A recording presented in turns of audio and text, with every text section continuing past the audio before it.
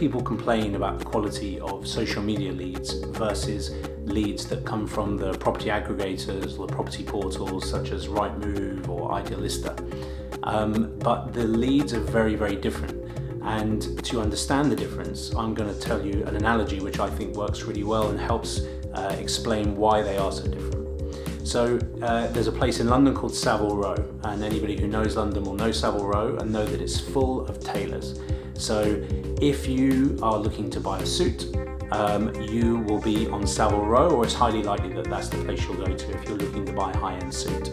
So why are there so many suit makers there? You know, the whole road is lined with suit makers, and people would think, well, you know, is there enough business to go around? And of course there is, and the reason why there's so many there is because if you're walking on Savile Row and looking in the shop windows and going into the shops, likelihood is you want a high-end suit.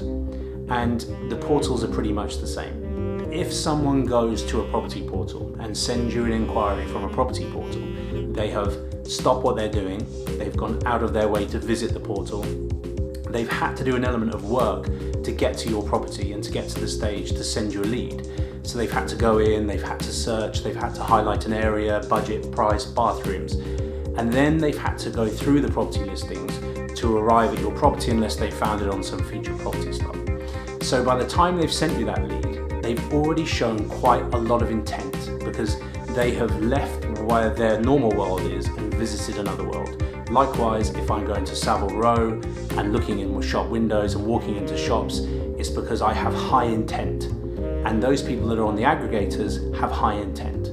So when they send you a lead through, they've demonstrated a high level of intent, and they've also shown you that they're interested in a specific property in most occasions. They've already seen a good amount of detail about the property that they're inquiring about. However, if you are in social media and you're advertising on social media and marketing to people in social media or in any kind of display advertising, the opposite is true. They're not leaving their world to visit yours, you're entering their world and putting something in front of them and saying, are you interested in this? Or might you be interested in this? So the level of intent is much, much less because you are entering their world.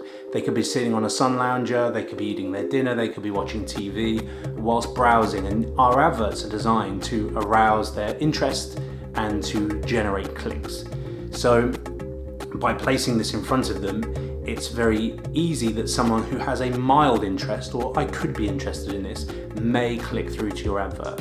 And from there, a lot of campaigns are also auto-filled on the forms, or they're very low friction on the forms to generate more leads. So it's a very different type of lead. So you have to look at the two types of leads as completely different. From somebody who's gone out of their way to visit a place with the clear intent of buying what you are selling, to you entering someone's world and putting what you could be selling in front of those people to see if they might be interested. So they're a very different type of lead. And both leads are great kinds of leads, but they are generated differently and they need to be dealt with differently because of those very reasons.